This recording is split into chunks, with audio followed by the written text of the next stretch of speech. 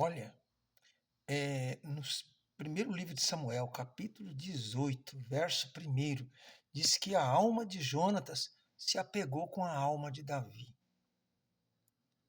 No versículo 1. E no versículo 2, deixa eu ler, o versículo 3, e disse: Jonatas e Davi fizeram aliança.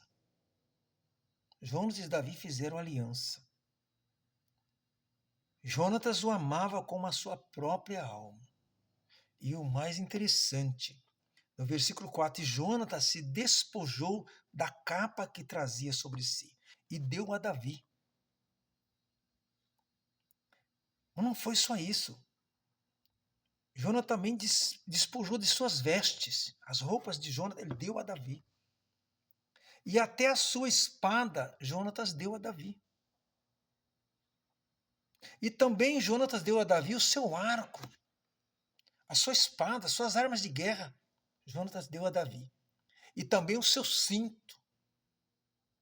Agora, o mais interessante sobre Jonatas.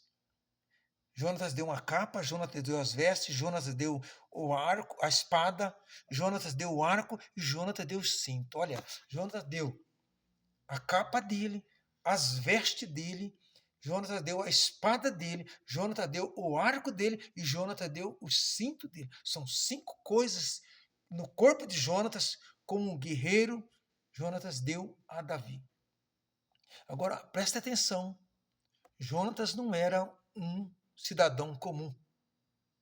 Jonatas não era um soldado comum. Jonatas era um príncipe. Portanto, a capa de Jonatas não era a capa de um homem comum. Não era uma capa qualquer. A capa de Jonatas era a capa de um príncipe. Mas interessante ainda que a capa de Jonatas não era de um príncipe qualquer. Porque num reino há muitos príncipes.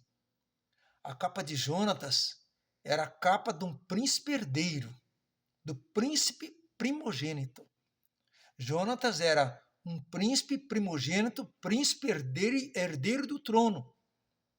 Então a capa de Jonatas era a capa do príncipe primogênito, herdeiro do trono. As vestes de Jonas eram as vestes de um príncipe herdeiro do trono. A espada de Jonatas não era uma espada comum, era a espada do príncipe primogênito, herdeiro do trono.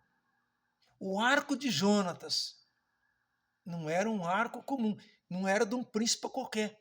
Era um arco do príncipe primogênito, herdeiro do trono.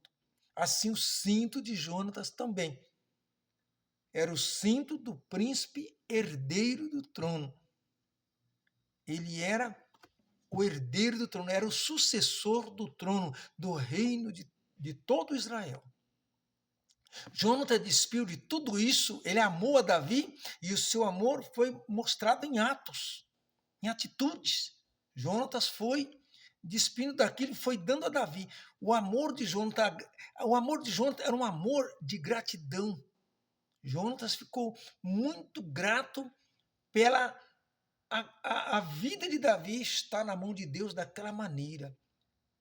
Porque Davi era um menino, Davi era um jovenzinho inexperiente.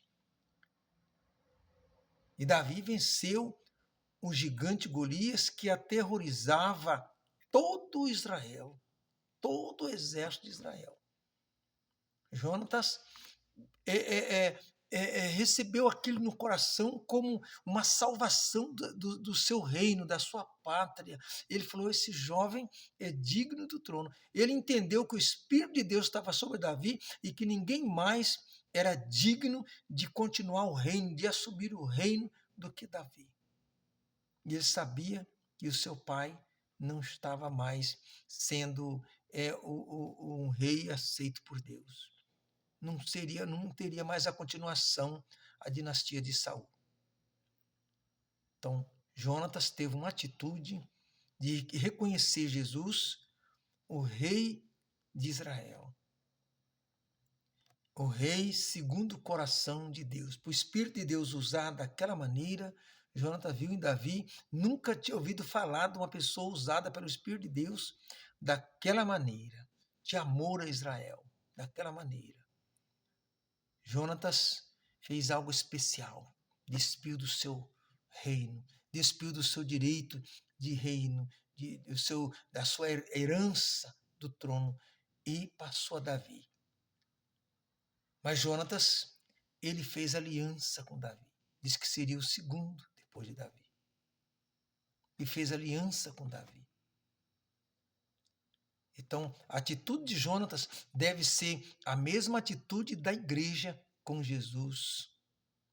Sabe quando Jesus multiplicou os pães lá em São João capítulo 6, e o povo não entendeu, quisera fazer de Jesus o rei de Israel, mas a forma milagrosa como Jesus fez ali, amém, era a igreja precisava reconhecer que Jesus era o Filho de Deus e que o trabalho de Jesus, o amor de Jesus era muito maior do que ser o rei de uma nação, mas o rei de toda a terra, o Salvador do mundo.